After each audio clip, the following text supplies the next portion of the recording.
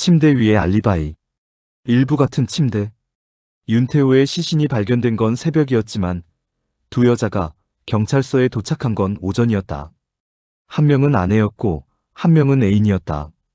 둘은 서로를 알지 못했고 서로의 존재조차 인지하지 못한 채 각자 다른 조사실에 앉아 있었다. 형사 이도현은 두 개의 조사실을 오가며 같은 질문을 던졌다.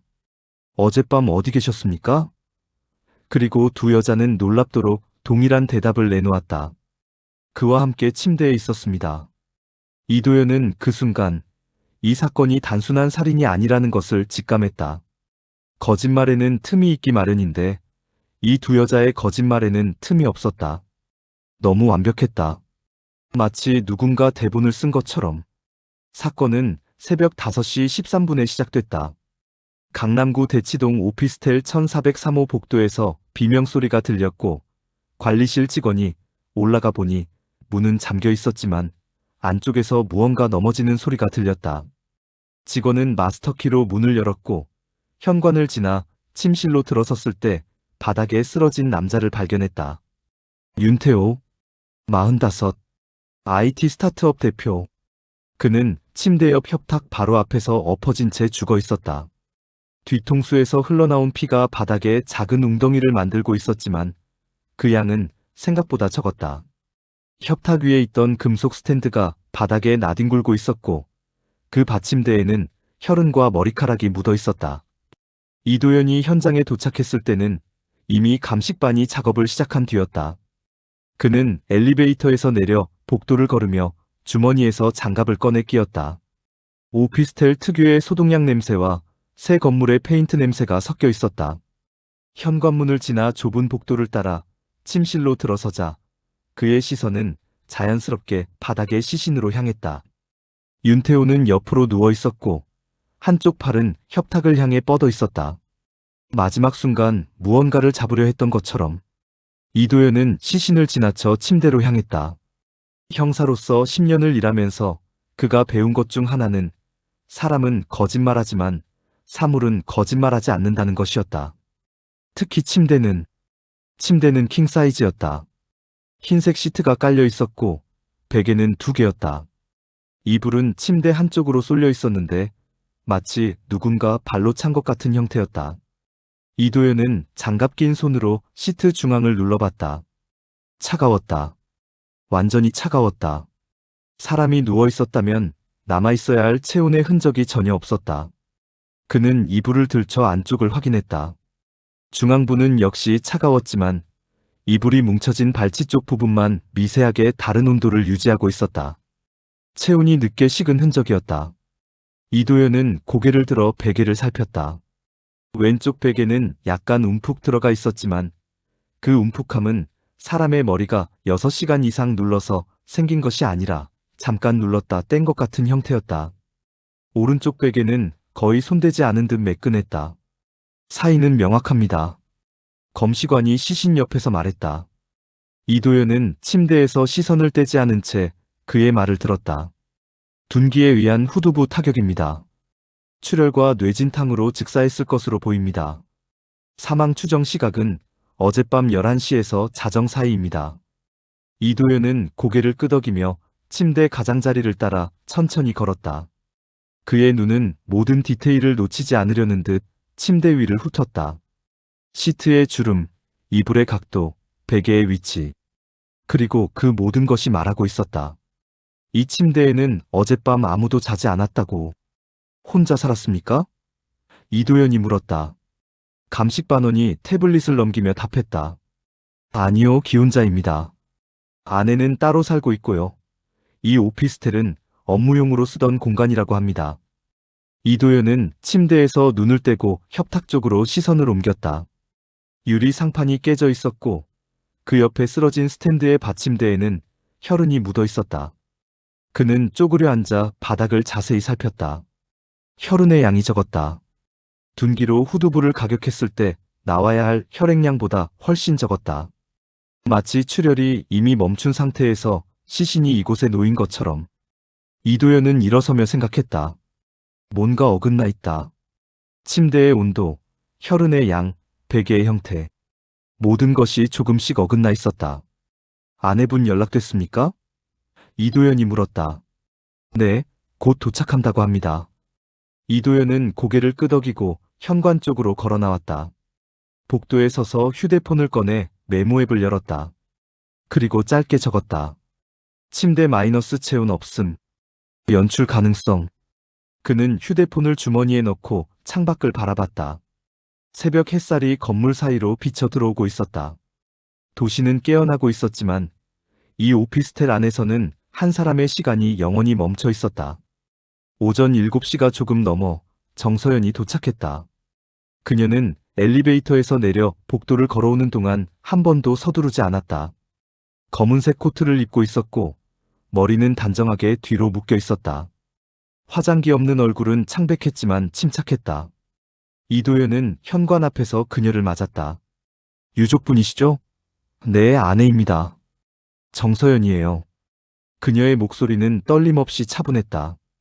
이도연은 그녀를 안으로 안내했다.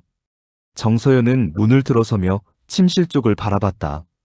바닥에 여전히 누워있는 남편의 시신이 보였지만 그녀는 비명을 지르지 않았다. 울지도 않았다. 단지 잠깐 멈춰 섰을 뿐이었다. 이도연은 그녀의 옆 얼굴을 관찰했다. 눈꺼풀이 미세하게 떨렸지만 그것뿐이었다. 언제 발견됐나요? 정서연이 물었다. 이도연은 그녀가 시신을 보지 않고 자신을 바라보는 것을 알아챘다. 새벽 5시쯤입니다. 정서연은 고개를 끄덕였다. 그렇군요. 그녀의 반응은 너무 담담했다. 남편이 죽었다는 사실을 방금 확인한 사람의 반응이 아니었다. 이도연은 노트를 꺼내 펜을 들었다. 실례지만 어젯밤 어디 계셨습니까? 정서연은 잠시 이도연을 바라보다가 대답했다. 집에 있었어요. 혼자셨습니까? 정서연은 짧은 침묵 끝에 말했다. 아니요. 남편이 같이 있었어요. 이도연의 펜이 멈췄다. 그는 천천히 고개를 들어 정서연을 바라봤다. 남편분이요? 네. 정서연의 시선은 여전히 이도연을 똑바로 보고 있었다. 어젯밤 우리는 집에서 같이 잤어요. 이도연은 노트에 시선을 내리며 적었다. 정서연 남편과 함께 취침. 집. 그리고 다시 물었다. 몇 시쯤 주무셨습니까? 11시 반쯤이요. 제가 불을 껐거든요. 남편분이 침대 어느 쪽에 누우셨습니까? 왼쪽이요. 항상 왼쪽에 누워요. 이도연은 정서연의 얼굴을 자세히 관찰했다. 거짓말하는 사람은 두 가지 중 하나를 한다. 시선을 피하거나 너무 똑바로 본다. 정서연은 후자였다. 남편분이 중간에 외출하신 적은요? 없어요. 아침까지 계속 옆에 있었어요. 정서연의 대답은 빨랐다. 너무 빨랐다. 마치 이미 준비된 대답처럼. 이도연은 펜을 돌리며 생각했다. 사람은 기억을 더듬을 때 시간이 필요하다. 그러나 거짓말을 외울 때는 시간이 필요 없다. 부인, 남편분은 어젯밤 11시에서 자정 사이에 이곳에서 사망했습니다. 이도연이 말했다. 정서연의 얼굴에 미세한 변화가 일었다. 눈썹이 약간 모였다. 그럴 리 없어요. 제 옆에 있었으니까요. 확실하십니까? 확실해요. 이도연은 더 이상 묻지 않았다. 그는 정서연을 현관까지 배웅하고 혼자 침실로 돌아왔다. 침대를 다시 바라봤다. 차가운 시트, 어색한 베개, 이상한 체온 분포. 그리고 지금 막 들은 진술. 남편은 집에서 아내와 함께 잤다. 이도연은 노트에 한 줄을 더 적었다. 침대는 거짓말하지 않는다. 사람만 거짓말한다. 오전 9시, 이도연은 경찰서 조사실에 앉아 있었다. 그의 앞에는 한유진이 앉아 있었다. 29. 긴 머리를 한쪽으로 넘긴 채 눈은 붉게 부어 있었다. 손에 든 티슈는 이미 여러 번 구겨진 상태였다. 이도연은 그녀에게 물 한 잔을 건네고 자리에 앉았다. 윤태호 씨와 어떤 관계였습니까? 한유진은 티슈로 눈가를 닦으며 대답했다. 애인이었어요. 그녀의 목소리는 떨렸다. 얼마나 됐습니까? 1년 반쯤요. 이도연은 노트에 적으며 고개를 끄덕였다. 어젯밤 만나셨습니까? 한유진은 고개를 끄덕였다. 네. 어디서요? 제 집에 왔어요. 몇 시예요? 9시 반쯤이요. 이도현은 펜을 멈추고 한유진을 바라봤다. 그리고 뭐 하셨습니까? 한유진은 눈물을 흘리며 대답했다. 같이 저녁 먹고, 영화 보고, 그리고 같이 잤어요. 이도현의 눈빛이 날카로워졌다. 몇 시에 주무셨죠?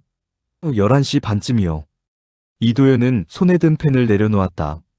11시 반. 정서연과 같은 시간이었다. 확실합니까? 네. 제가 불을 껐거든요. 이도현은 앞서 받은 정서연의 진술을 떠올렸다. 같은 시간, 같은 행동. 그는 천천히 물었다. 윤태호 씨가 침대 어느 쪽에 누우셨습니까? 한유진은 망설임 없이 대답했다. 왼쪽이요. 항상 왼쪽에 누워요. 이도현은 등받이에 몸을 기대며 한유진을 바라봤다. 같은 시간, 같은 위치, 심지어 같은 표현까지.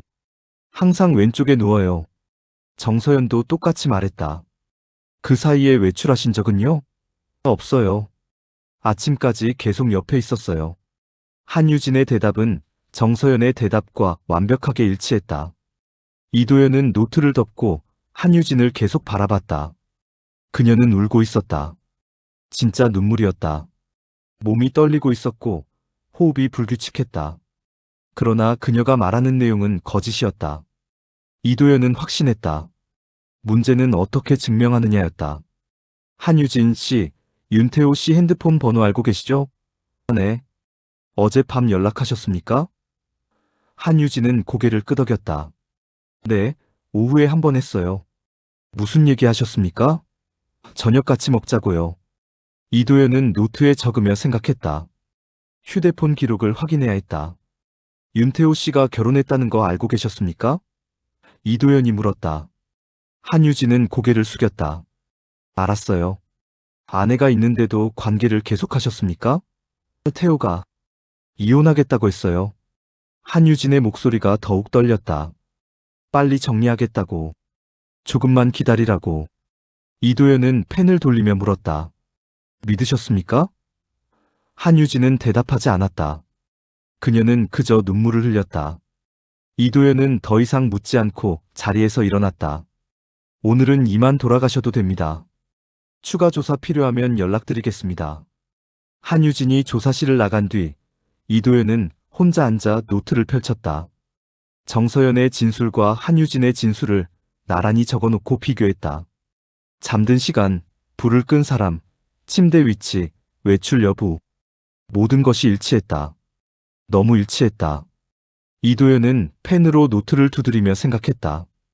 두 사람이 공모했을까? 아니면 우연의 일치일까? 그러나 세상에 이런 우연은 없다. 이도현은 노트에 문장 하나를 적었다.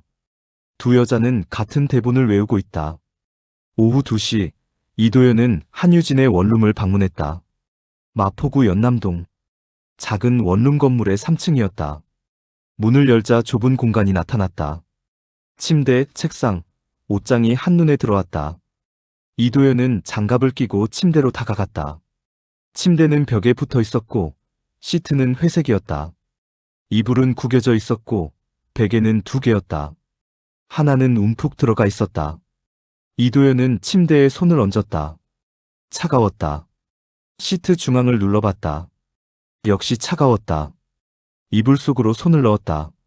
중앙은 차가웠지만 침대 왼쪽 가장자리 부분만 미세하게 다른 온도를 유지하고 있었다. 윤태호의 오피스텔 침대와 똑같은 패턴이었다. 이도현은 침대에서 일어나 방안을 둘러봤다. 책상 위에는 노트북과 책들이 놓여 있었고 벽에는 사진 몇 장이 붙어 있었다. 윤태호와 함께 찍은 사진들이었다. 카페, 바닷가, 산. 두 사람은 웃고 있었다. 이도현은 사진을 보며 생각했다. 이 여자는 진심으로 그를 사랑했다. 그렇다면 왜 거짓말을 하고 있는가? 그는 협탁 서랍을 열었다. 화장품, 액세서리, 그리고 작은 수첩 하나. 이도현은 수첩을 꺼내 펼쳤다. 일기였다. 최근 날짜부터 읽어내려갔다. 대부분은 윤태호와의 일상이었다. 그러다 일주일 전 날짜에 적힌 문장이 눈에 들어왔다. 그 여자가 알면 어떻게 될까? 아니, 이미 알고 있을지도. 태호는 거짓말을 잘하지만 아내는 더 잘 눈치챌 것 같아. 이도현은 수첩을 덮고 주머니에 넣었다. 그리고 다시 침대를 바라봤다. 이 침대도 거짓말하고 있었다. 누군가 여기서 잤다는 흔적을 만들었지만 실제로는 아무도 자지 않았다. 이도현은 방을 나와 건물 관리실로 향했다. CCTV 영상을 요청했다.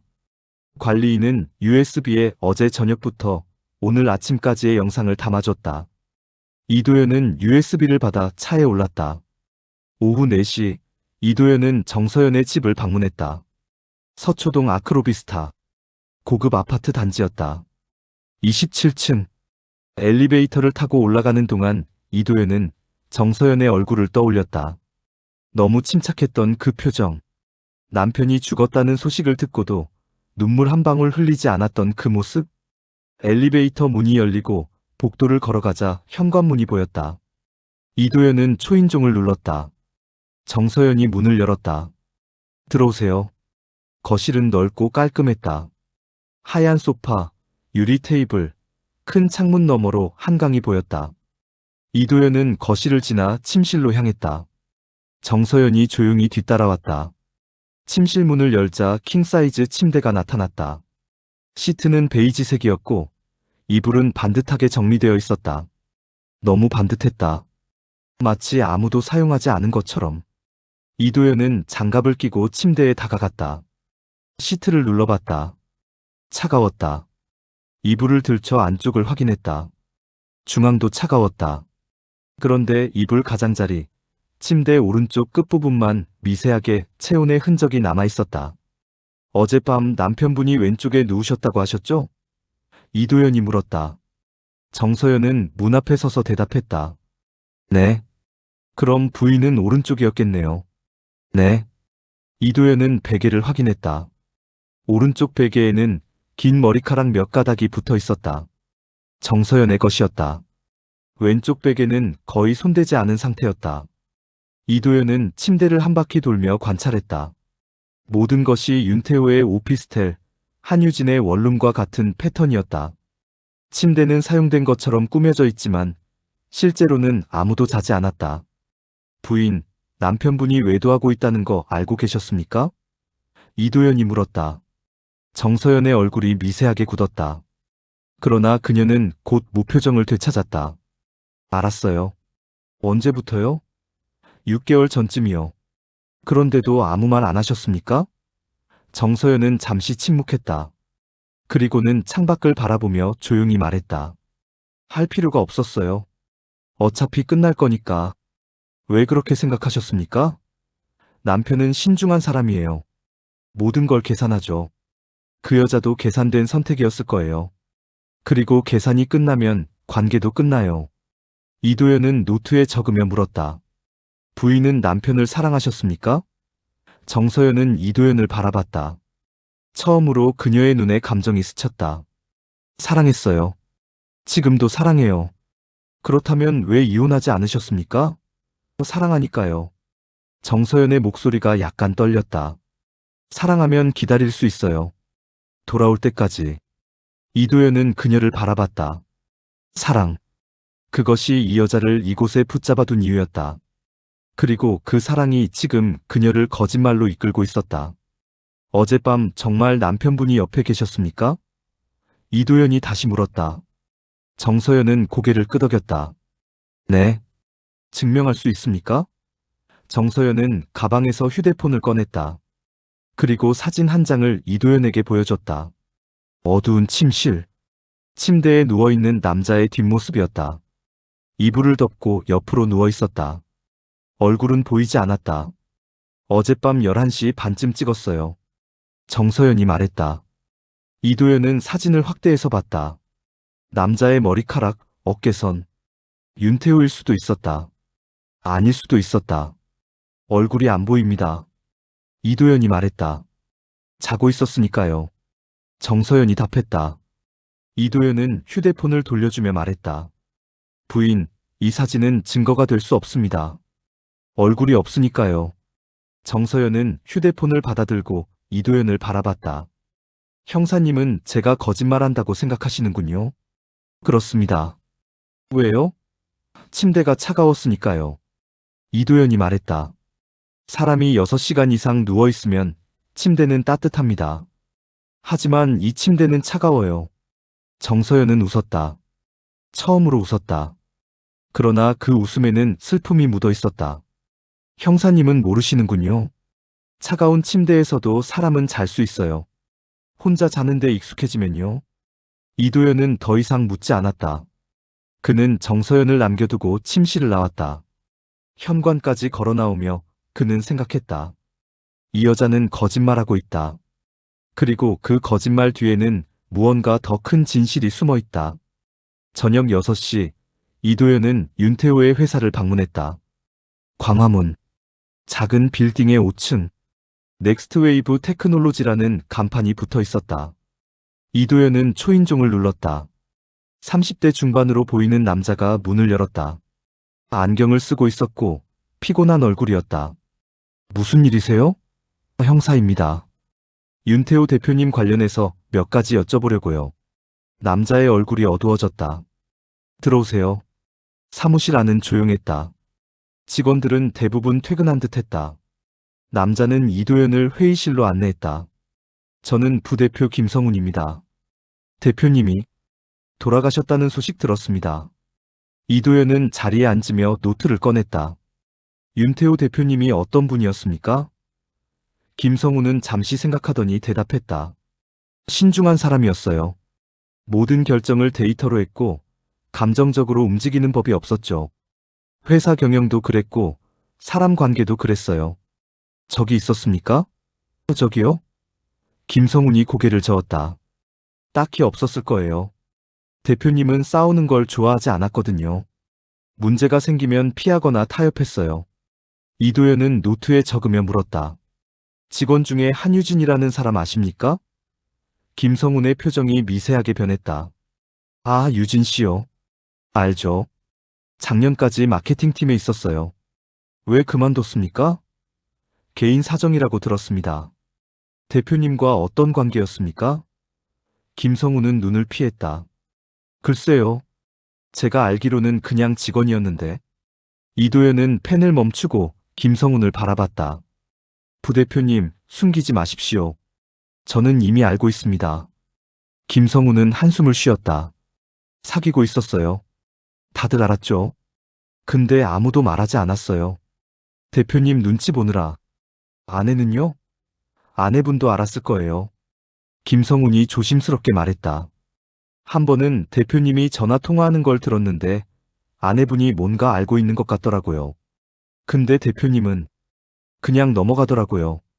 이도현은 노트에 적으며 생각했다. 정서연은 알고 있었다. 윤태호도 알았다. 그리고 둘 다 아무 말하지 않았다. 침묵의 합의. 이도현은 김성훈에게 마지막 질문을 했다. 대표님이 최근에 이상한 행동하신 적 있습니까? 김성훈은 고개를 갸웃했다. 이상한 행동이요?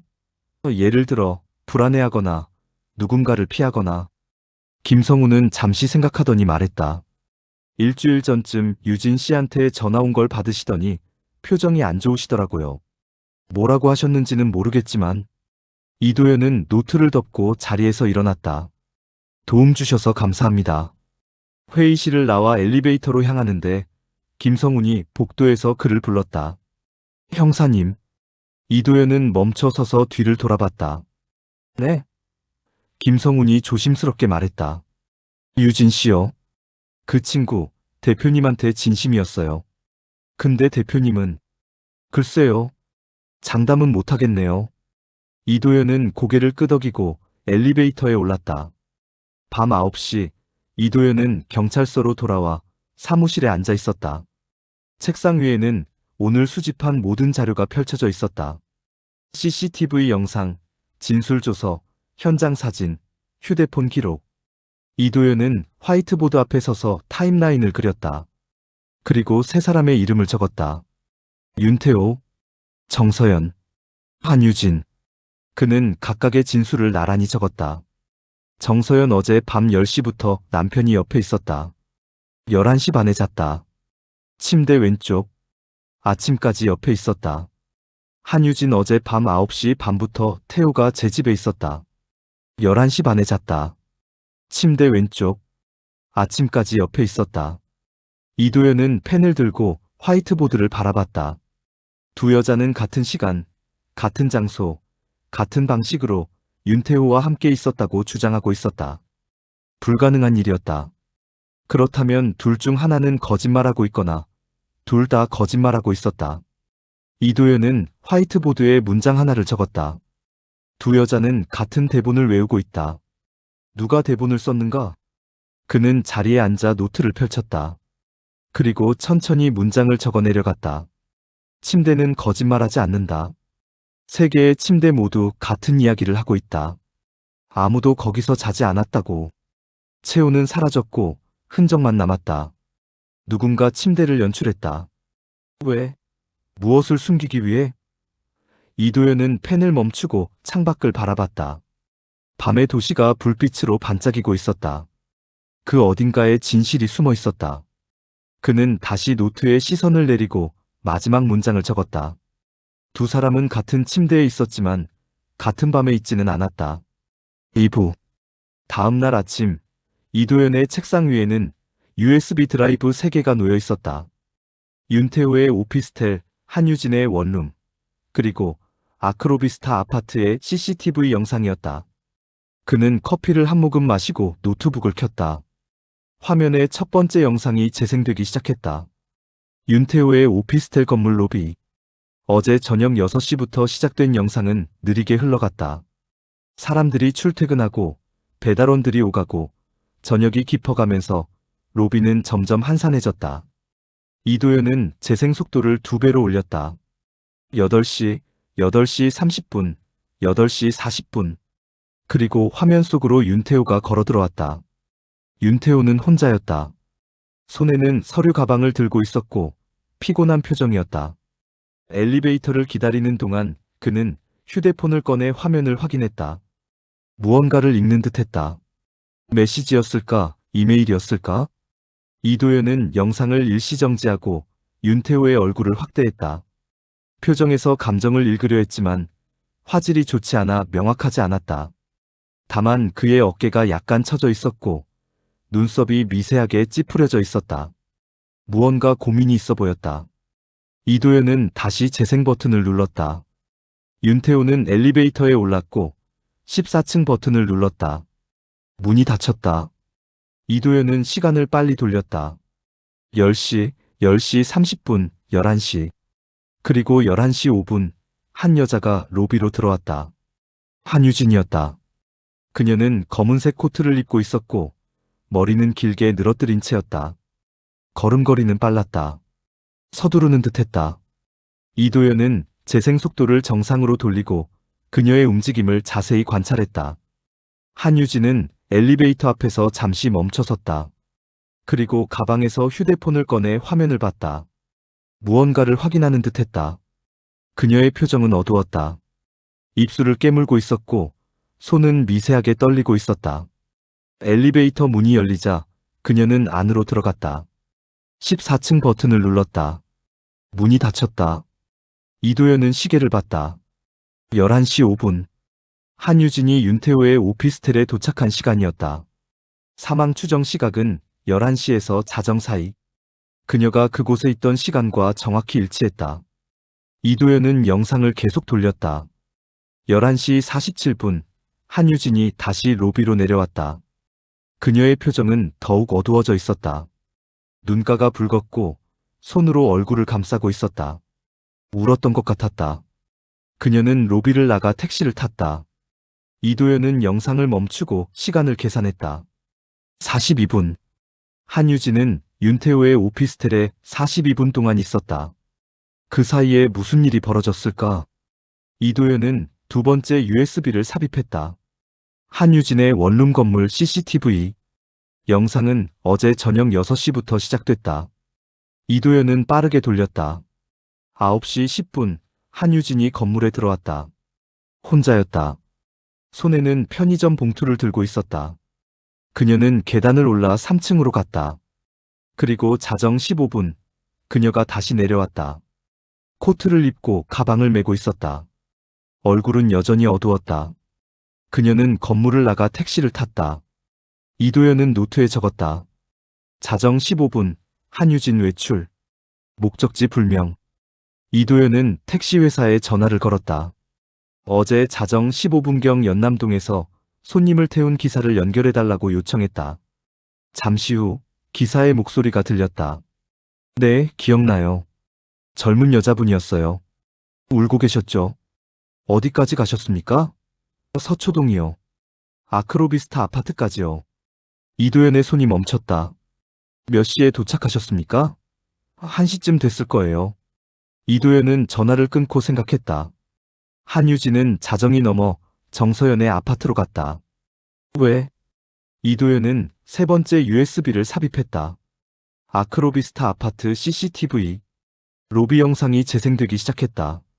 새벽 1시 5분, 한유진이 로비로 들어왔다. 그녀는 눈물 자국이 선명했고 걸음걸이는 불안정했다. 로비 안쪽 소파로 걸어가 앉았다.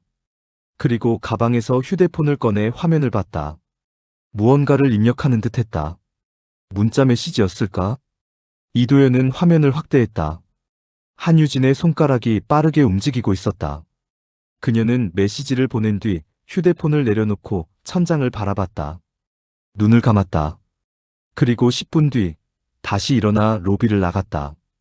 이도현은 영상을 멈추고 노트에 적었다. 한유진, 새벽 1시 5분 아크로비스타 도착. 로비에서 10분 대기. 누군가에게 메시지 전송 추정. 새벽 1시 15분 퇴장. 그는 펜을 내려놓고 생각했다. 한유진은 정서연을 만나러 갔다. 그러나 만나지 않았다. 아니, 만날 수 없었다. 왜? 이도현은 휴대폰을 꺼내 한유진에게 전화를 걸었다. 지금 경찰서로 나오실 수 있습니까? 한유진의 목소리는 떨리고 있었다. 왜요? 확인할 게 있습니다. 알겠어요. 1시간 후 한유진이 조사실에 도착했다.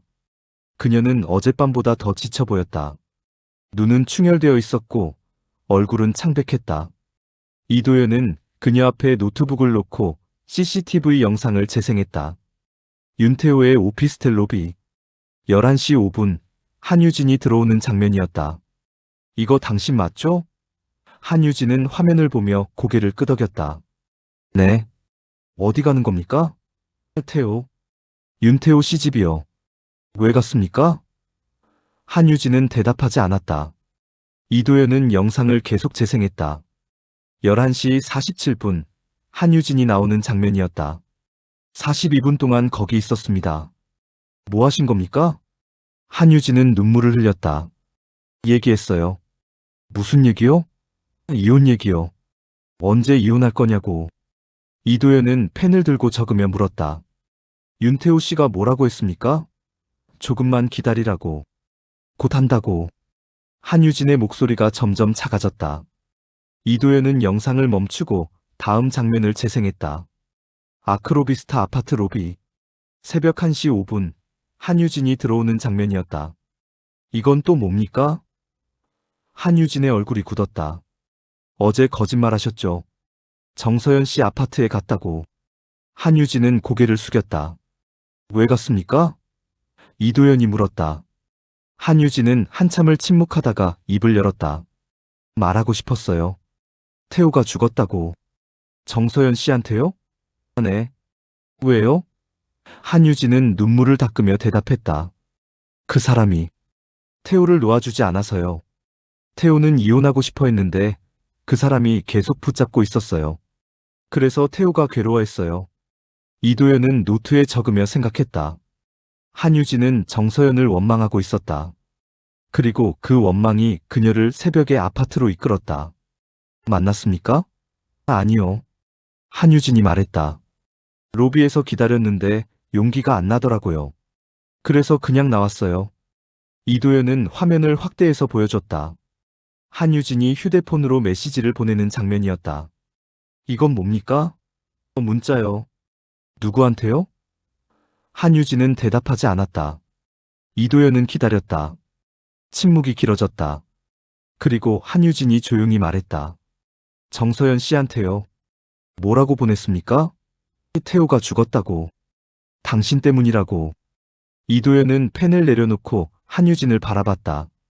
한유진 씨, 당신 윤태호 씨 죽였습니까? 한유진의 눈이 커졌다. 아니에요. 저 안 그랬어요. 그럼 누가 죽였습니까? 모르겠어요. 정말 모르겠어요. 한유진은 울기 시작했다. 이도현은 더 이상 묻지 않았다. 그는 조사실을 나와 복도에 섰다. 뭔가 어긋나 있었다. 한유진의 진술, CCTV 영상, 모든 것이 조금씩 어긋나 있었다. 그는 휴대폰을 꺼내 정서연에게 전화를 걸었다. 부인, 어젯밤 새벽에 한유진 씨한테 문자 받으셨습니까? 정서연은 잠시 침묵하다가 대답했다. 네. 뭐라고 왔습니까? 남편이 죽었다고. 제 잘못이라고. 어떻게 하셨습니까? 아무것도 안 했어요. 그냥 지웠어요. 이도현은 전화를 끊고 생각했다. 정서연은 새벽에 한유진의 문자를 받았다. 남편이 죽었다는 문자를. 그런데 그녀는 아침에 경찰서에 왔을 때 전혀 놀라지 않았다. 마치 이미 알고 있었던 것처럼. 이도현은 노트에 적었다. 정서연 이미 알고 있었다. 남편의 죽음을. 그는 복도를 걸어 사무실로 돌아왔다. 책상 위에는 윤태호의 휴대폰 분석 자료가 도착해 있었다. 이도현은 파일을 열고 통화 기록부터 확인하기 시작했다. 최근 일주일 동안 윤태호는 한유진과 23통의 통화를 했다. 대부분 짧은 통화였지만 사건 전날 밤 10시 30분에 15분간 통화한 기록이 있었다. 이도현은 문자 메시지 기록으로 넘어갔다. 한유진과의 대화가 대부분이었다. 애정 표현, 만남 약속, 가끔 다툼. 그리고 일주일 전 대화가 눈에 띄었다. 한유진이 보낸 메시지였다. 언제 이혼해? 말만 하지 말고. 윤태호의 답장은 조금만 기다려. 타이밍이 중요해. 였다. 한유진은 다시 메시지를 보냈다. 타이밍? 맨날 타이밍이야. 그냥 하기 싫은 거잖아. 윤태호는 아니야. 진심이야.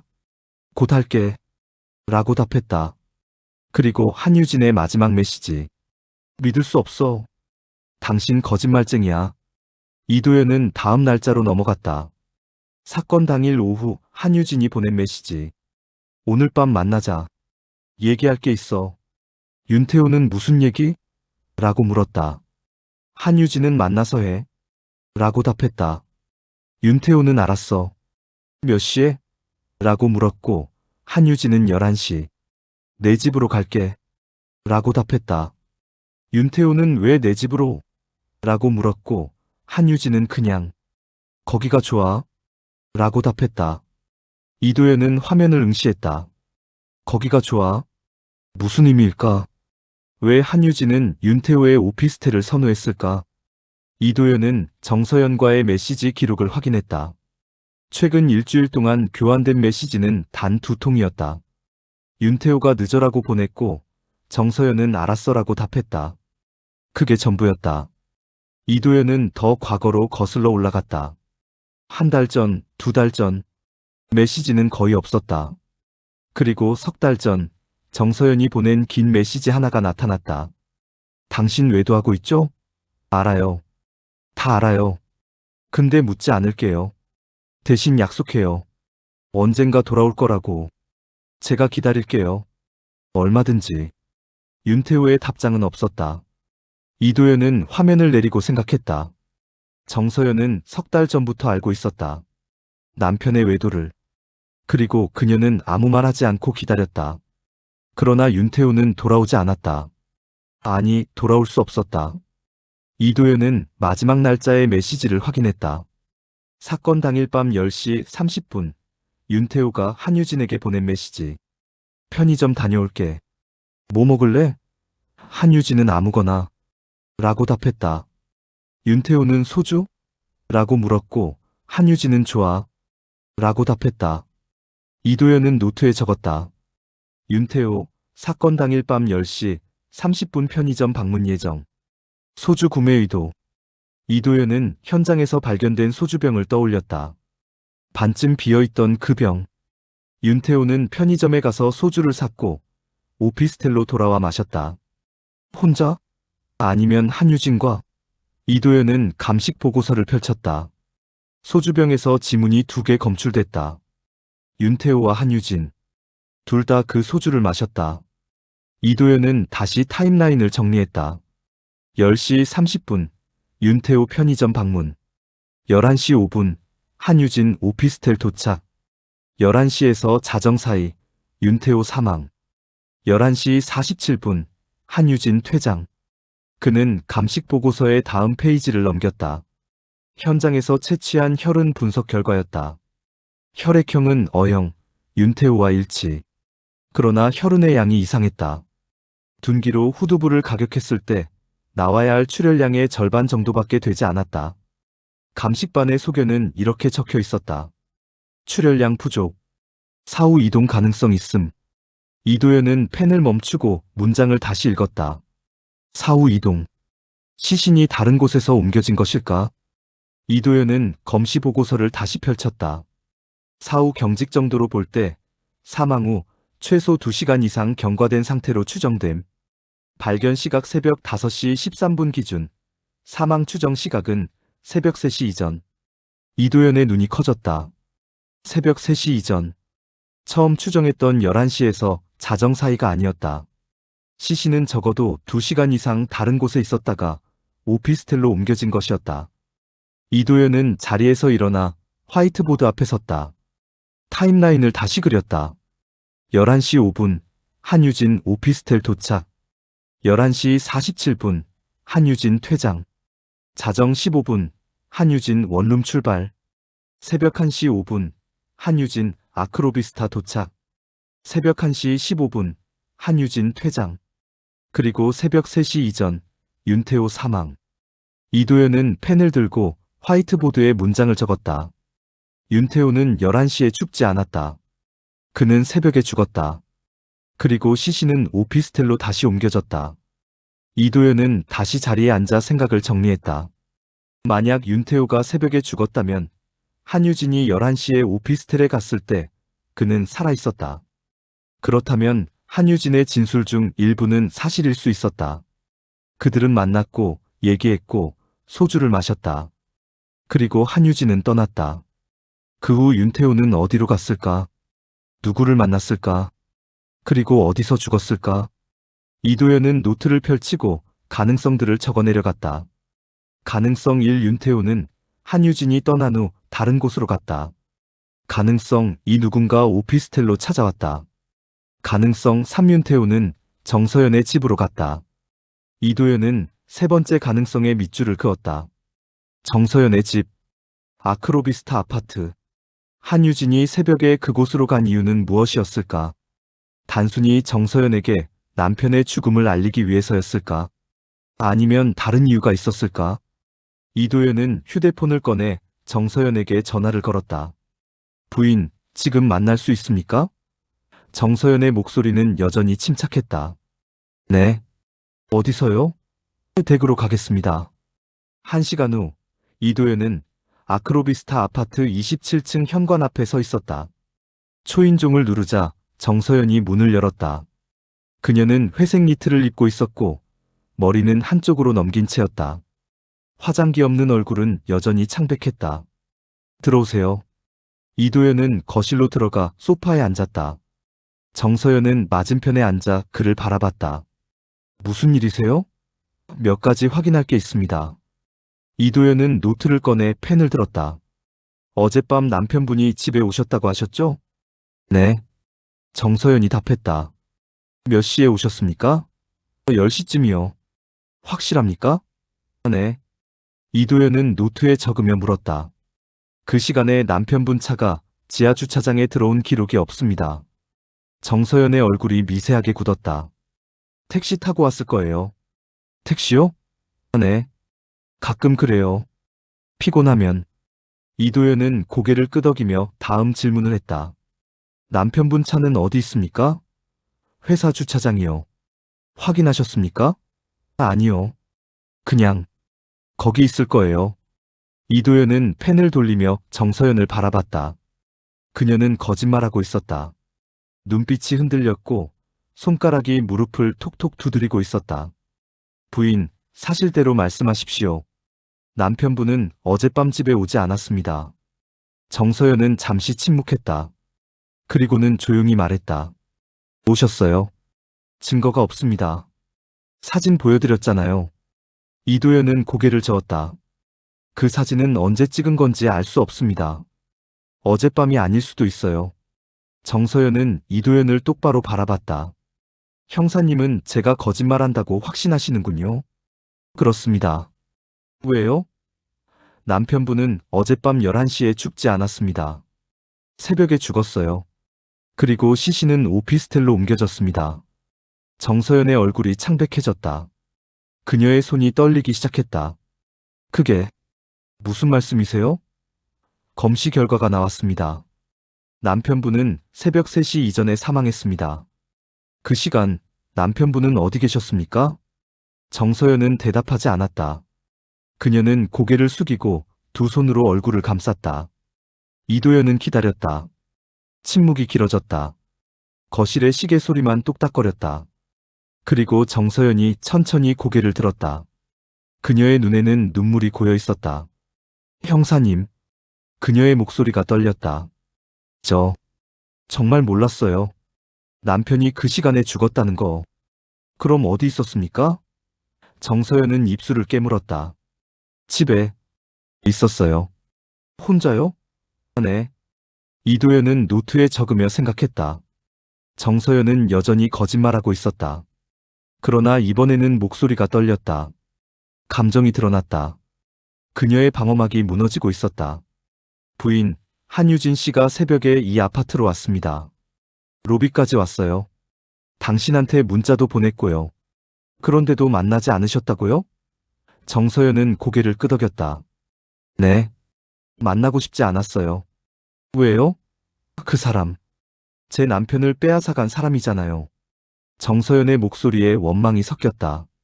만나고 싶지 않았어요. 이도현은 정서연의 눈을 바라봤다. 그녀는 진심으로 한유진을 원망하고 있었다. 그 원망은 진짜였다. 그러나 다른 무언가가 더 있었다. 그녀가 숨기고 있는 무언가가. 이도현은 마지막 질문을 했다. 부인, 남편분이 당신한테 이혼하자고 한 적 있습니까? 정서연의 얼굴이 굳었다. 그녀는 대답하지 않았다. 있었죠? 이도현이 다시 물었다. 정서연은 천천히 고개를 끄덕였다. 네. 일주일 전에. 뭐라고 하셨습니까? 안 된다고. 했어요. 정서연의 목소리가 작아졌다. 아직 사랑하니까. 포기할 수 없다고. 이도현은 노트에 적으며 물었다. 남편분은 뭐라고 했습니까? 아무 말도 안 했어요. 그냥 나갔어요. 정서연은 눈물을 흘렸다. 그게 마지막이었어요. 남편이랑 제대로 대화한 게. 이도현은 더 이상 묻지 않았다. 그는 자리에서 일어나 현관으로 향했다. 정서연이 뒤따라왔다. 형사님. 그녀가 불렀다. 이도현은 멈춰섰다. 제가 남편 죽인 거 아니에요. 정서연이 말했다. 저 정말 몰랐어요. 어디서 무슨 일이 있었는지. 이도현은 고개를 끄덕이고 문을 나섰다. 엘리베이터를 타고 내려가며 그는 생각했다. 정서연은 거짓말하고 있다. 그러나 그녀가 범인인지는 알 수 없었다. 증거가 부족했다. 결정적인 무언가가 필요했다. 이도현은 지하 주차장으로 내려가 윤태호의 차를 찾았다. 회사 주차장이 아니라 이 아파트 지하 주차장에 있을 거라는 직감이 들었다. 그리고 그의 직감은 맞았다. 지하 2층 B-247구역에 윤태호의 차가 서 있었다. 검은색 제네시스 제너서스. 이도현은 차에 다가가 창문을 들여다봤다. 운전석에는 아무것도 없었다. 조수석에 서류 가방이 놓여 있었다. 이도현은 장갑을 끼고 차 문을 열려 했지만 잠겨 있었다. 그는 관리사무소에 연락해 마스터키를 요청했다. 10분 후 관리인이 마스터키를 가지고 왔다. 차 문이 열렸다. 이도현은 안으로 들어가 서류 가방을 열었다. 노트북, 서류, 펜, 그리고 그 밑에 작은 봉투 하나. 이도현은 봉투를 꺼내 열었다. 편지였다. 윤태호의 필체였다. 서연에게 마이너스 미안해. 정말 미안해. 하지만 나는 행복하고 싶어. 이기적인 거 알아. 근데 더 이상 못 참겠어. 이혼하자. 제발. 나를 보내줘. 이도현은 편지를 읽고 또 읽었다. 이혼 통보. 윤태호는 정서연에게 이혼을 요구하는 편지를 썼다. 그리고 그 편지는 차 안에 그대로 남아 있었다. 전달되지 않았다. 왜? 이도현은 편지를 봉투에 넣어 증거 봉투에 담았다. 그리고 차에서 내려 주차장을 둘러봤다. CCTV가 있었다. 이도현은 관리사무소로 가서 어젯밤 지하주차장 CCTV를 요청했다. 관리인은 USB에 영상을 담아줬다. 이도현은 차로 돌아가 노트북을 켜고 영상을 재생했다. 어젯밤 10시부터 시작된 영상. 차들이 들어오고 나갔다. 11시 30분, 자정. 그리고 새벽 1시 40분, 윤태호의 차가 지하주차장으로 들어왔다. 이도현은 재생 속도를 정상으로 돌렸다.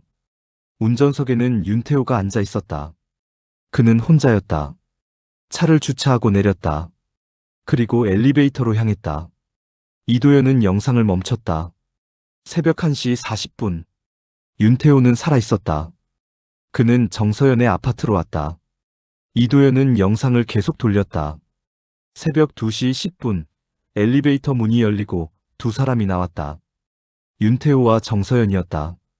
둘은 말다툼하고 있었다. 소리는 들리지 않았지만 몸짓으로 알 수 있었다. 윤태호가 손을 휘저었고 정서연은 고개를 저었다. 그리고 윤태호가 차로 향했다. 정서연이 그의 팔을 잡았다. 윤태호가 팔을 뿌리쳤다. 정서연이 다시 붙잡았다. 그리고 카메라 사각지대로 두 사람이 사라졌다. 이도현은 영상을 빨리 돌렸다. 새벽 2시 40분, 정서연이 혼자 엘리베이터로 걸어갔다. 그녀의 옷에는 무언가 묻어 있었다.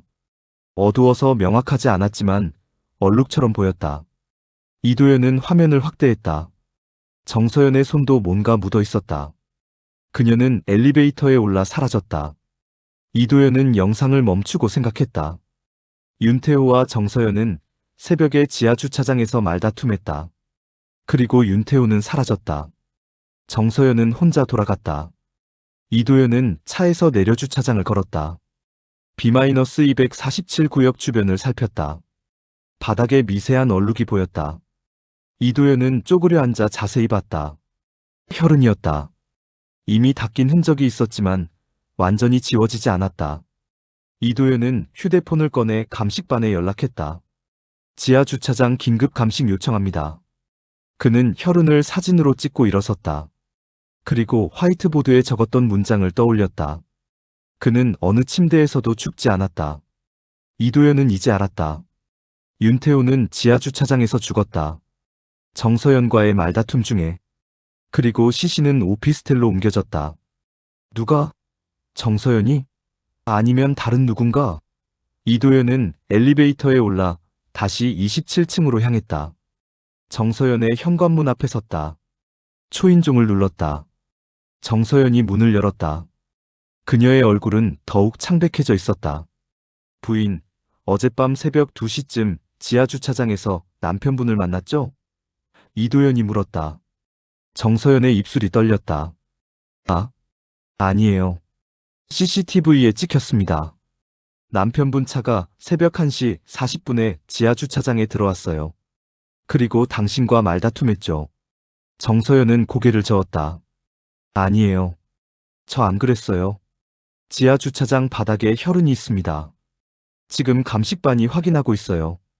정서연은 주저앉았다. 그녀의 몸이 떨렸다. 이도현은 쪼그려 앉아 그녀와 눈을 맞췄다. 부인, 사실대로 말씀하십시오. 무슨 일이 있었습니까? 정서연은 한참을 울다가 천천히 입을 열었다. 남편이 새벽에 왔어요. 이혼 서류를 들고. 그녀의 목소리가 떨렸다. 지하주차장에서 만났어요. 저한테 서명하라고 했어요. 저는 안 된다고 했어요. 그랬더니 남편이 화를 냈어요. 그리고요? 이도연이 물었다. 정서연은 눈물을 흘리며 계속 말했다. 밀쳤어요. 저를. 그래서 저도 밀었어요. 그랬더니 남편이 넘어졌어요. 머리를 기둥에 부딪혔어요. 정서연의 목소리가 점점 작아졌다. 피가 났어요. 저 너무 놀라서 어떻게 해야 할지 몰랐어요. 이도연은 노트에 적으며 물었다. 그 다음에는요? 전화했어요. 그 여자한테. 한유진 씨한테요? 정서연은 고개를 끄덕였다. 이도연은 펜을 멈췄다. 왜 한유진 씨한테 전화하셨습니까? 정서연은 눈물을 닦으며 대답했다. 그 사람이 남편 애인이잖아요. 책임져야 한다고 생각했어요. 이도연은 정서연을 바라봤다. 그녀의 논리는 왜곡되어 있었다. 그러나 그 왜곡 속에 진실이 있었다. 한유진 씨가 왔습니까? 네. 새벽 2시 반쯤. 그리고요? 같이 시신을 옮겼어요. 남편 오피스텔로. 정서연은 완전히 무너졌다. 저희가 같이 했어요. 이도연은 자리에서 일어났다. 모든 퍼즐이 맞춰졌다. 윤태호는 새벽에 정서연의 아파트로 왔다. 이혼을 요구했다. 말다툼 끝에 정서연이 그를 밀었고 윤태호는 넘어져 머리를 부딪혔다. 정서연은 한유진에게 전화했다. 그리고 두 여자는 시신을 오피스텔로 옮겼다.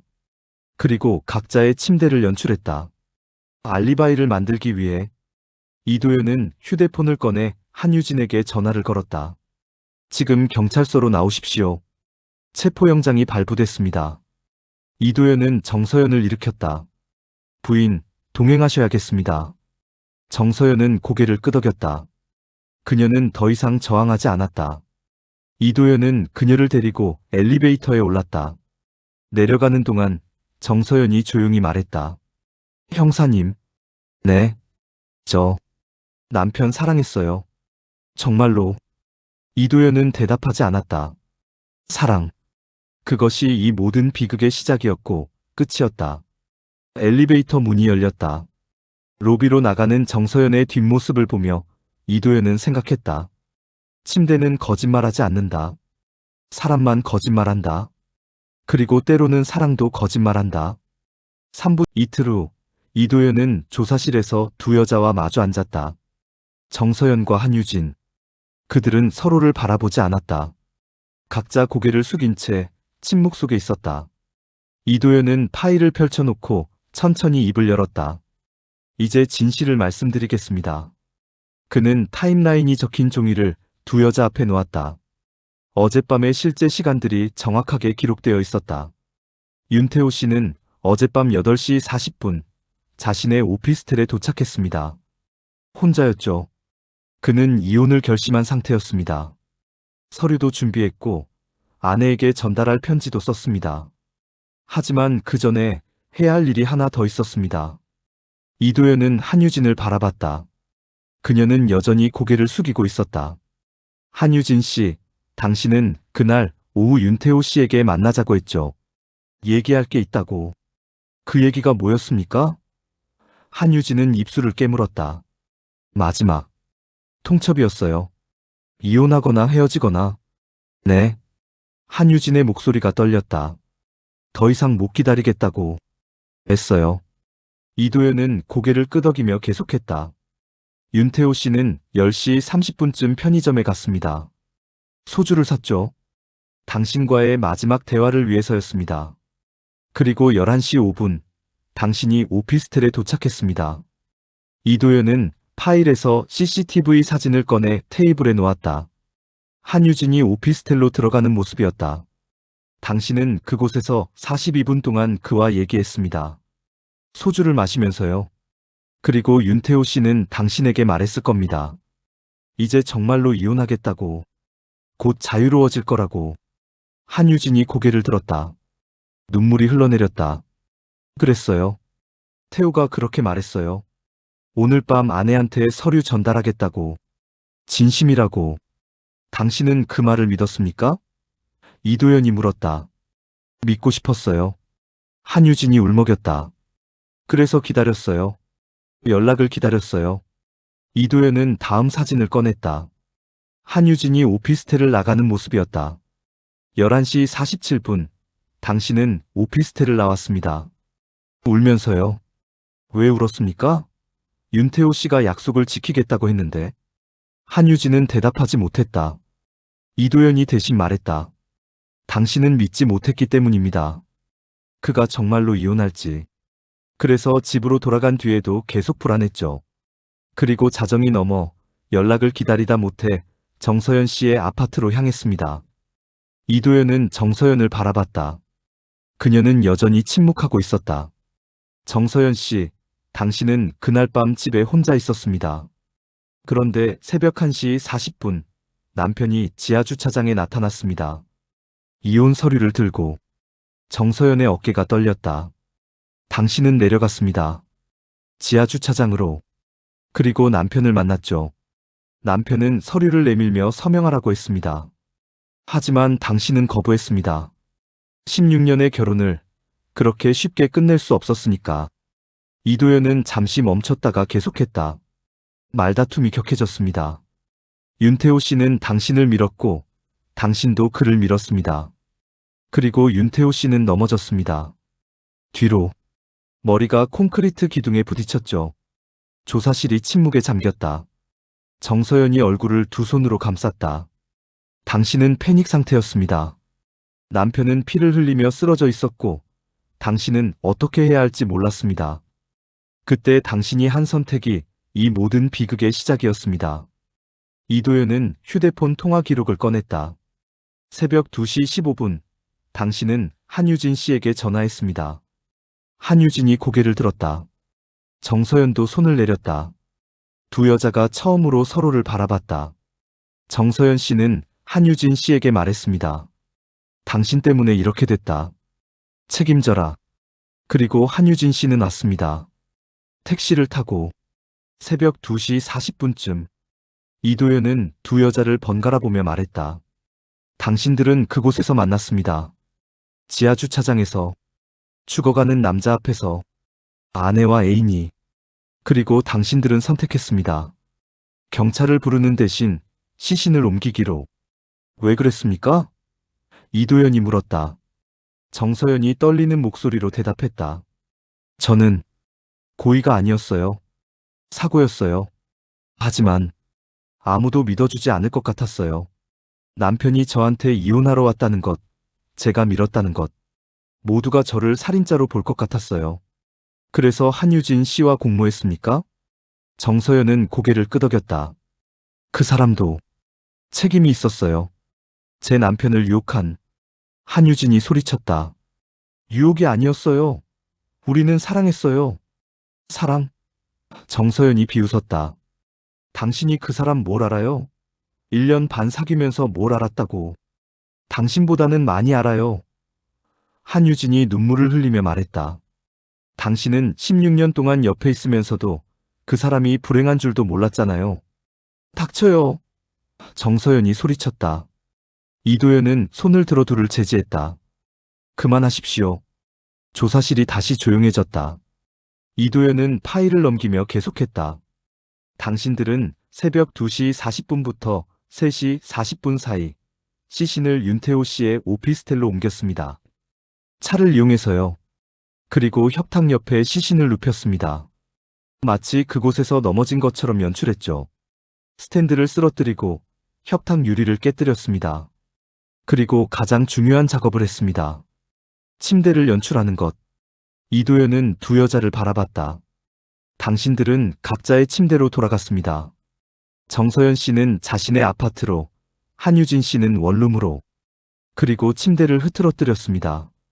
베개를 눌렀고, 이불을 구겼고, 시트에 인위적인 주름을 만들었습니다. 누군가 거기서 잤다는 흔적을 남기기 위해서. 하지만 당신들은 한 가지를 간과했습니다. 이도연은 감식 보고서를 꺼냈다. 체온입니다. 사람의 몸은 따뜻합니다. 6시간 이상 침대에 누우면 그 따뜻함이 침대에 남습니다. 하지만 당신들의 침대는 차가웠습니다. 완전히 차가웠습니다. 단지 이불 가장자리, 당신들이 급하게 눕혔다 일어난 부분만 미세하게 늦게 식었을 뿐입니다. 침대는 거짓말하지 않습니다. 채운도 거짓말하지 않습니다. 이도현은 파일을 닫았다. 그리고 당신들은 같은 진술을 했습니다. 11시 반에 잤다고. 윤태호 씨가 침대 왼쪽에 누웠다고. 불을 껐다고.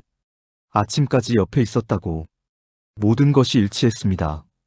왜 그렇게 했습니까? 정서연이 대답했다. 서로에게 알리바이가 필요했어요. 저는 남편이 제 집에 있었다고 말해야 했고, 그 사람은 남편이 자기 집에 있었다고 말해야 했어요.